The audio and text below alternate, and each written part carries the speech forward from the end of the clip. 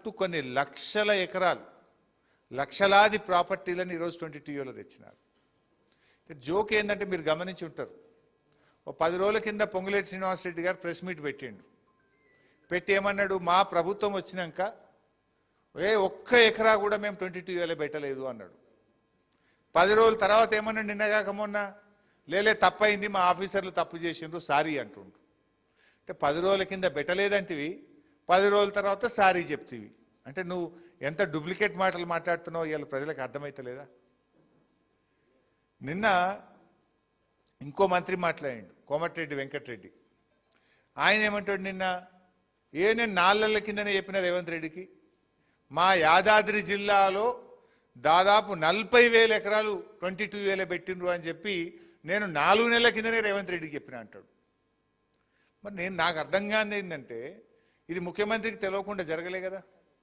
స్వయంగా కోమటిరెడ్డి వెంకటరెడ్డి ఒక మంత్రి గారే చెప్తుండు, 4 నెలల కిందనే నేను రేవంత్ రెడ్డికి చెప్పినా మా యాదాద్రి జిల్లాలో 40,000 ఎకరాలు ప్రాహిబిషన్లో పెట్టిండ్రు, 22లో పెట్టిండ్రు అన్నాడు. మరి నిద్రపోతుండా రేవంత్ రెడ్డి? నీ క్యాబినెట్ కొలీగే చెప్పిండు నీకు ఈ భూమి నిషేధిత జాబితాలో 40,000 ఎకరాలు పెట్టిండ్రు. వెంటనే అదే రోజు ముఖ్యమంత్రి స్పందించుంటే, అదే రోజు రేవంత్ రెడ్డి విచారణకు ఆదేశించుంటే ఇదంతా జరుగునయ్యాల. ఇన్ని లక్షల మంది ఇలా ఆగమైదురా. అంటే దీన్ని బట్టి మనకి ఏమర్థమవుతుంది, రేవంత్ రెడ్డి పొంగిలేటి గారు ఇద్దరు కూడబలుకొనే ఇది చేసిండ్రు అని ఇవాళ స్పష్టంగా మనకు అర్థమవుతుంది. ఇది మనం చెప్పలే, మీ మంత్రే చెప్తుండు, మీ కొలీగ్ కోమటిరెడ్డి వెంకటరెడ్డే చెప్పిండు, 40,000 ఎకరాలు యాదాద్రి జిల్లాలో ప్రాహిబిషన్లో పెట్టిండ్రని 4 నెలల కిందనే నేను రేవంత్ రెడ్డికి చెప్పినా అన్నాడు. అయినా రేవంత్ రెడ్డి ఎందుకు నిశ్శబ్దంగా ఉన్నాడు, ఎందుకు సైలెంట్గా ఉన్నాడంటే ఇదంతా నీకు తెలిసే జరుగుతుంది అని అర్థమవుతా ఉంది. ఇప్పుడు నీకు తెలియక జరిగింది అనుకో, ఇప్పుడు ఈ మోసం ఏంటంటే, ఇక్కడ బాధ కలిగేది ఏంటంటే, ఆఫీసర్లు చేసినారు సారీ అంటున్నారు. ఒక ఆఫీసర్కి ఇంత ధైర్యం ఉంటుందా? ఇన్ని లక్షల ఎకరాలు, ఇన్ని జిల్లాల్లో, ఇన్ని కోట్ల ప్రాపర్టీలను నిషేధిత జాబితాలు పెట్టే ధైర్యం ఆఫీసర్లకు ఉంటుందా?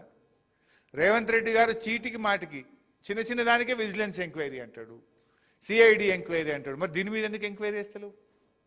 విజిలెన్స్ ఎంక్వైరీ, సిఐడి ఎంక్వైరీ చేసి దీన్ని బయటకు తీయాలి కదా. ఎందుకు ఏ ఎంక్వైరీ ఆదేశిస్తలేవు? కోట్లాది మంది ప్రజలు ఇలా నిద్ర లేకుండా చేసినావు నువ్వు.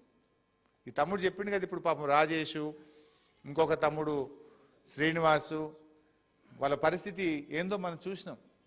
ఇంట్లో ఆడోళ్ళు పరిశాన్ చేస్తుండ్రు, ఇదెందుకు కొన్నవాన్ని లొల్లి పెడుతుండ్రు అంటుండ్రు శ్రీనివాస్. అంటే ఎన్ని కుటుంబాలు ఎంత టెన్షన్ పడుతున్నాయి.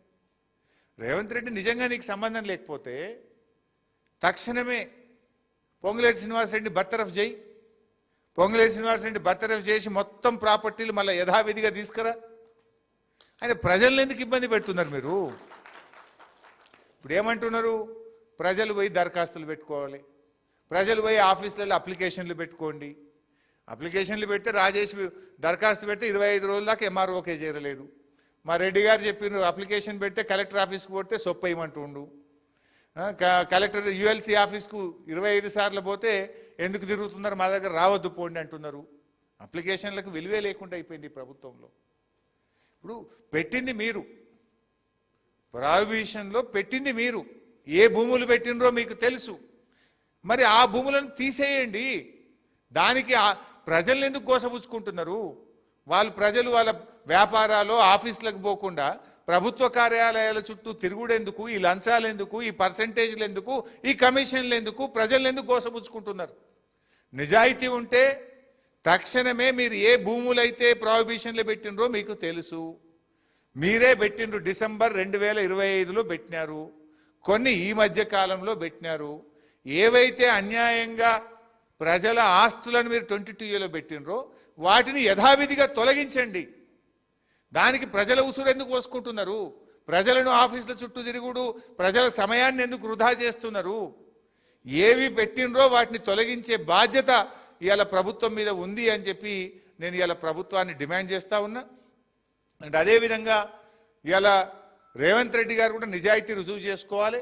నీకు ఇందులో భాగస్వామ్యం లేకపోతే తక్షణమే పొంగులేటి శ్రీనివాసరెడ్డిని బర్తరఫ్ చేయాలి.